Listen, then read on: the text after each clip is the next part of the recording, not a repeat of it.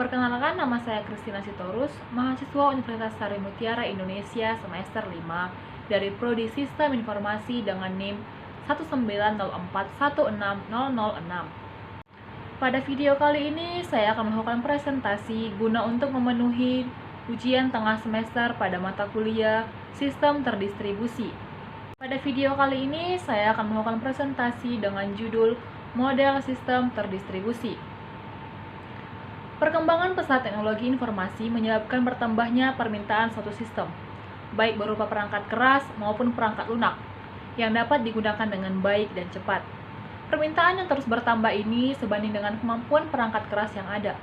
Salah satu cara untuk mengatasi hal itu dibuat pengembangan sisi perangkat lunak dengan membuat suatu sistem virtual, di mana beberapa perangkat keras atau komputer dihubungkan dalam jaringan dan diatur oleh sebuah sistem operasi yang mengatur seluruh proses yang ada pada setiap komputer tersebut.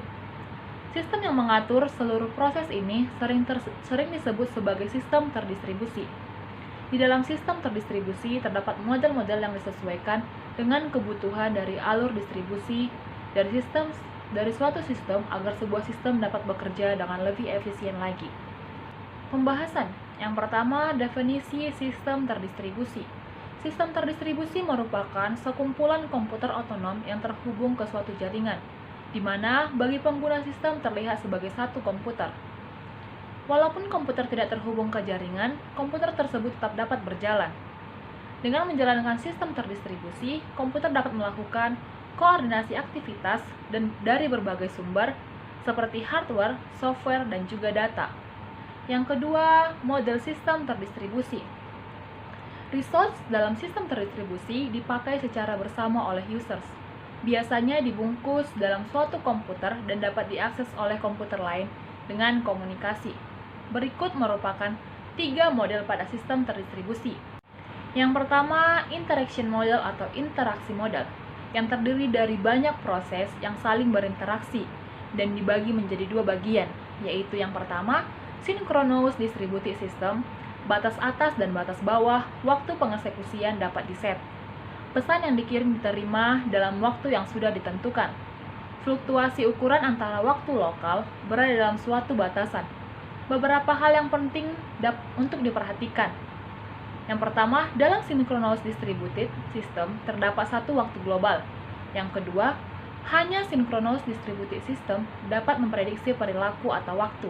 Yang ketiga, dalam synchronous distributed system, dimungkinkan dan aman untuk menggunakan mekanisme timeout dalam mendeteksi error atau kegagalan dalam proses atau komunikasi. Yang kedua, asynchronous distributed system. Banyak sistem terdistribusi yang menggunakan model interaksi ini, termasuk internet. Tidak ada batasan dalam waktu pengeksekusian, tidak ada batasan dalam delay transmission atau penundaan pengiriman, dan tidak ada batasan terhadap fluktuasi waktu lokal. Asynchronous distributed system secara praktek lebih banyak digunakan daripada synchronous distributed system. Yang kedua ada failure model, yaitu kegagalan dari sistem.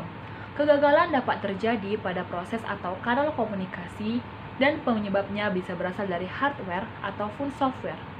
Model kegagalan atau failure model dibutuhkan dalam membangun suatu sistem dengan prediksi terhadap kegagalan yang mungkin terjadi. Kegagalan apa saja yang dapat terjadi dan bagaimana efek yang ditimbulkannya? Yang pertama, ada omission failures.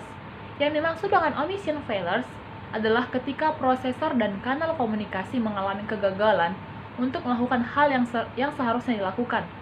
Dikatakan tidak mempunyai omission failures apabila yang pertama terjadi keterlambatan, tetapi akhirnya tereksekusi.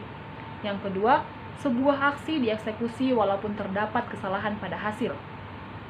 Yang kedua ada arbitrary failures, adalah kegiatan yang paling buruk dalam sistem.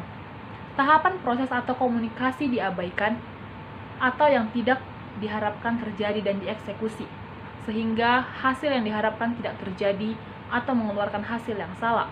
Yang ketiga ada timing failures, dapat terjadi pada synchronous system, di mana batas waktu diatur untuk eksekusi proses, komunikasi dan fluktuasi waktu. Timing failures terjadi apabila waktu yang telah ditentukan terlampaui. Yang ketiga atau yang terakhir, ada architectural model atau arsitektur sistem.